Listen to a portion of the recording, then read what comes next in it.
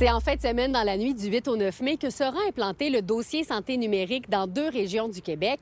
Santé Québec appelle ça des projets vitrines parce qu'on va tester le produit avant de l'étendre à la grandeur de la province.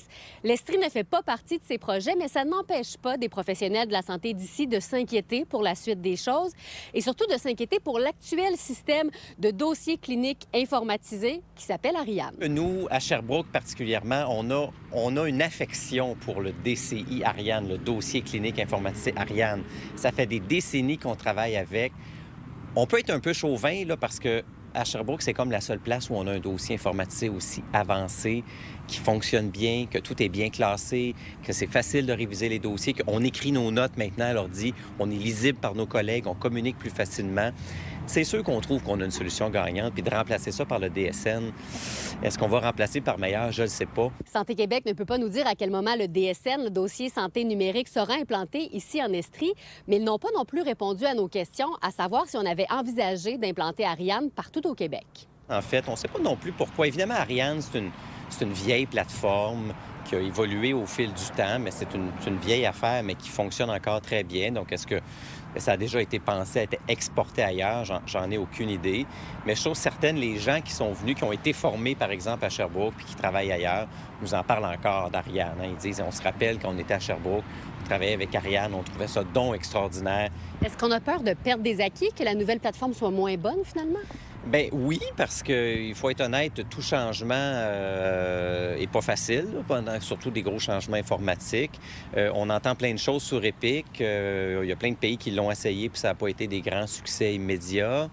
On verra. Je pense qu'on va le découvrir, évidemment. Évidemment, on a besoin d'une solution globale. Ariane, c'est très local. Ça ne permet pas de communiquer avec ce qui se passe ailleurs au Québec. Ça ne permet pas de communiquer avec toutes nos cliniques non plus. Si nos patients vont dans d'autres régions, on ne sait pas non plus ce qui se passe. Donc, Ariane, c'est vraiment pour ici. Donc, le DSN pourrait amener ça de plus. C'est sûr que quand on transite de système, nous, on l'a connu dans les groupes de médecine de famille, souvent, pour nourrir le nouveau système, il faut le faire à la mitaine, en partie. Les notes peuvent être transférées, les examens de laboratoire, les imageries, tout ça pour transférer, mais rentrer les antécédents, rentrer, ce qui s'est passé en 86, puis l'opération que vous avez eue en 2022, puis l'infarctus de l'année passée, mais souvent, c'est fait à la mitaine. Donc, il va falloir renourrir un nouveau système pour qu'éventuellement, après quelques années, quand on voit les patients, tout soit là. Donc ça, c'est quand même de la perte de temps, là. Oui, c'est de la perte de temps. Le CHUS de l'Estrie-CHUS n'a pas souhaité nous accorder d'entrevue, mais nous dit par écrit qu'ils sont à même de constater les bénéfices d'Ariane depuis plusieurs années. L'implantation du DSN permettra, selon eux, d'aller encore plus loin en connectant l'ensemble des établissements entre eux, incluant notamment les CHSLD et d'autres installations. À Sherbrooke, Fanny Lachance-Paquette pour Nouveau Info. Dans son plan « Une force de la nature », Ottawa investit 3 800 000 $ pour protéger l'environnement à Bromont. À terme, le gouvernement fédéral veut protéger 30 des terres, des eaux et des océans du pays d'ici 2030.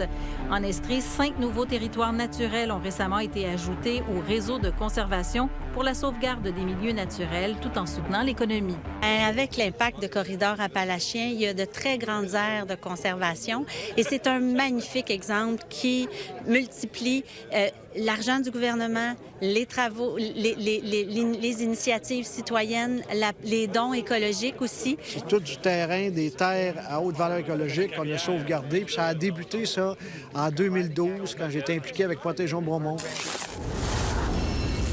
La ville de Sherbrooke vient d'inaugurer la plus grosse pump track au Québec et déjà vendredi matin, la piste était très achalandée.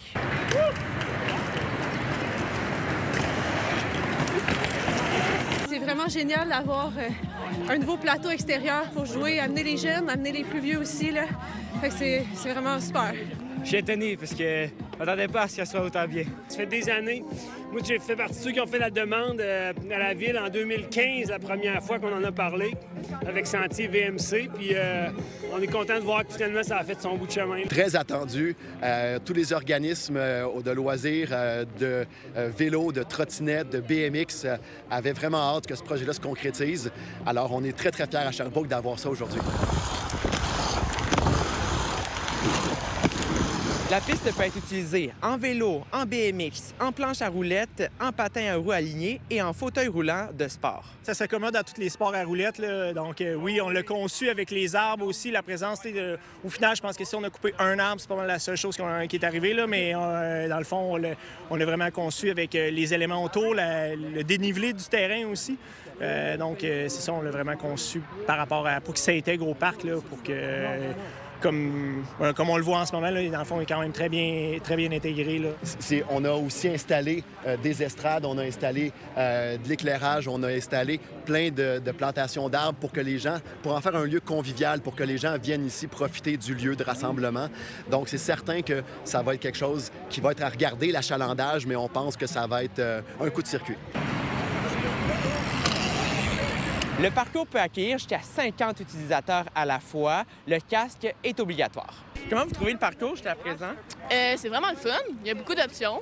Il y en a pour tout le monde, puis c'est assez grand pour qu'il y ait plein de monde. Avez-vous hâte que, justement, on inaugure le parcours? Oui, vraiment, ça fait longtemps qu'on la voit. Moi, je passe tout le temps proche, puis ça donne le goût d'y aller. Fait que là, que maintenant, on puisse vraiment y aller officiellement, c'est le fun.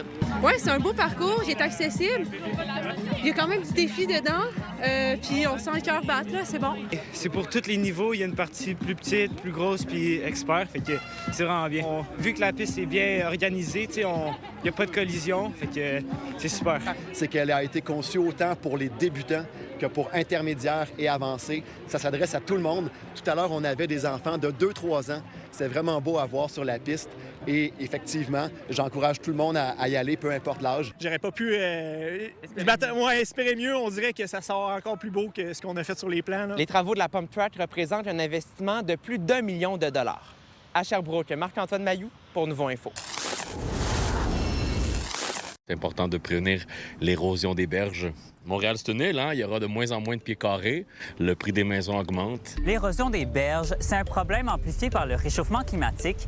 Et même si on en parle souvent dans l'est du Québec, ça touche aussi Montréal. On reculait, puis là, ça mettait des arbres en danger. Le sentier, on l'a déplacé, il commençait à être en danger. En gros, on a injecté près de 2,2 millions de dollars. Je suis à Montréal-Nord, au parc Aimé-Léonard, où il y a un projet pour restaurer la berge sur 1 kilomètre. Montréal-Nord a toujours été confronté dans les dernières années aux crues printanières qui ont aussi causé beaucoup d'érosion et ça a aussi mis à mal la sécurité sur nos berges. Et là, ce que nous avons décidé de faire, c'est de renaturaliser en faisant appel au génie écologique.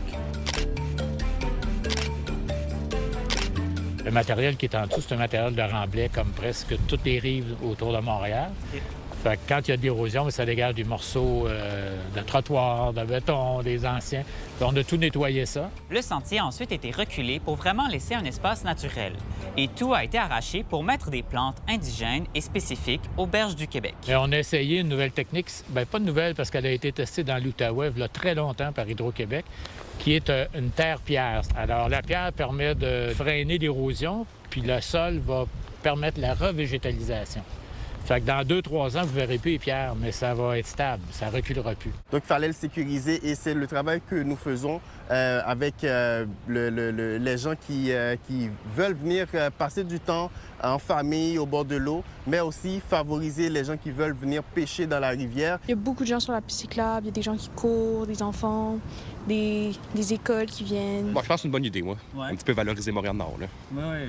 Je pense que ça va être bien, mais juste au début, j'étais un peu sceptique là, avec le prix et tout. C'est mieux de prévenir tout de suite, sinon toutes les maisons du coin perdent leur valeur, des propriétaires vendent à perte.